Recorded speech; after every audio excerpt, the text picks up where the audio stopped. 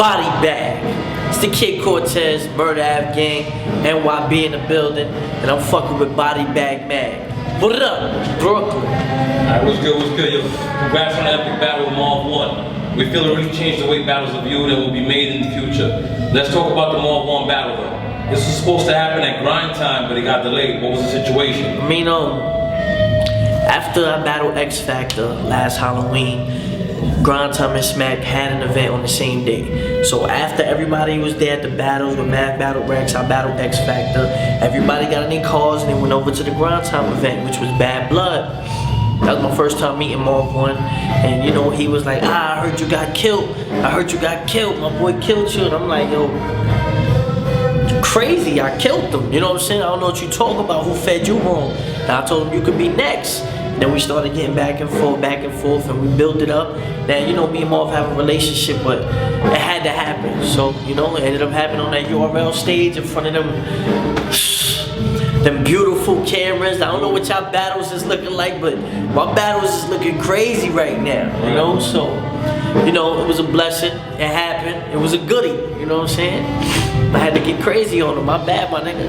I still fuck with you. Yo, how did you prepare for Marv 1? And did anything Marv 1 do surprise you? How did I prepare for him? Wasn't prepared for him. Once you get that motivation to really want to kill somebody, it just comes. So I just did what I always do. Studied them, looked at them. I knew my strengths, and I applied my strengths, you know? Like I said, he couldn't rap with me for 3 minutes. I proved it, I can rap for a full 3 minutes. No filler, no long stories, no made up stories, no lies, no none of that. Bars, every personal was the truth. Witty lines, etc. Do what I do. You know what I mean? Alright, did you think that this battle would be as big as it has become? Yeah, I definitely knew that me and Marv was gonna put on a show. It's very big. I mean, nobody knew that we was gonna get a YouTube rental fee for the battle and stuff like that, which was a great incentive, because it's like, it just shows that us as battle rappers are increasing our value, which is what I've been saying from day one. You gotta increase the value of your name. That's what me and Marv 1 did. I mean, first 3D dimensional cameras and the editing on that movie made it look like a movie, like trendsetters, you know? I'm glad to be a part of it. Alright, you battled Soulcon, Real Deal, Head Ice, X Factor, Hitman Holla, and Conceited. All top tier dudes. Yeah. What was your favorite battle? Favorite battle? Hitman Holla. Definitely. Definitely. My favorite because right from round 1, I knew, alright, we're gonna go toe to toe. And I enjoy that so much more than just an easy win or easy victory, because it's good, but nobody talks about it. It's like, Cortez killed them. But when you got somebody like Hitman Holla, like, it's a classic. One day people think he beat me, next day people like I killed him. You know, it's back and forth. That's the topic of barbershops and nail salons and school lunchrooms and all that. And I enjoyed it. That was fun because I just knew from right there, oh word, that was a crazy angle. Like I got to enjoy it as a fan, but also knowing that me and him were controlling a whole crowd of people with our words, and we knew how to do that. And we knew we was going at it. Crazy. Can't explain that. So that was definitely my favorite battle. Now, is that the most difficult battle as well, or no? Not because, not level wise. Level wise, yeah. But if you talk about the most pressure I had at the time, I would say it was probably Head Ice, because I was still coming up, and that was either make or break for me. You know what I'm saying? And I had to battle him in Harlem. Like, people have quoted it saying Head Ice is like Aquaman, and battling him in Harlem is like fighting Aquaman in the middle of the ocean. And I did it, like, you know what I mean? So, you know, shout out to Ice, shout out to Lions Den and all that. But you know, that was my most difficult, my most testing at the time, because it was either put up or shut up. And I put up. Alright, Disaster's been calling everybody out recently, starting with Hollow and Solomon. Is there any legitimacy to his claim that money is getting in the way the best MCs battling each other right now? Is it money getting in the way, or money is getting in the way?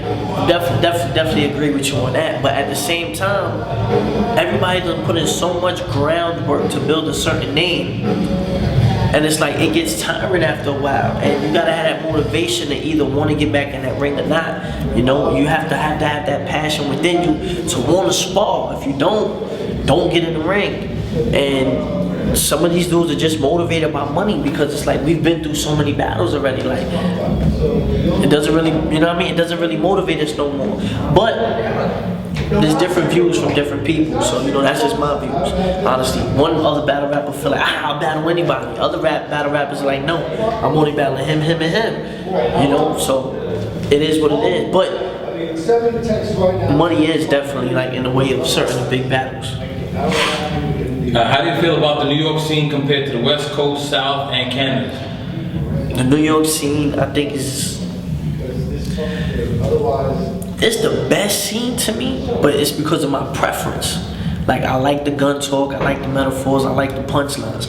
But people like myself, DNA, Hollow the Dawn, Math, what we do is we've incorporated from other styles. Like, I watch the West Coast battles, they rap completely different. They're real personal over there. And if you could get enough personals, then you win the battle.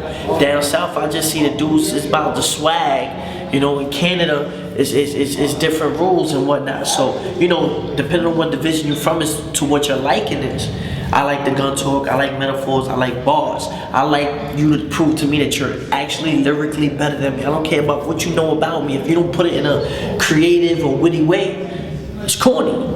You know, that's just my preference. But all the scenes, they do them in their own respective way. Alright, you're making your name off battling. But what's more important to you right now, the music or the battling?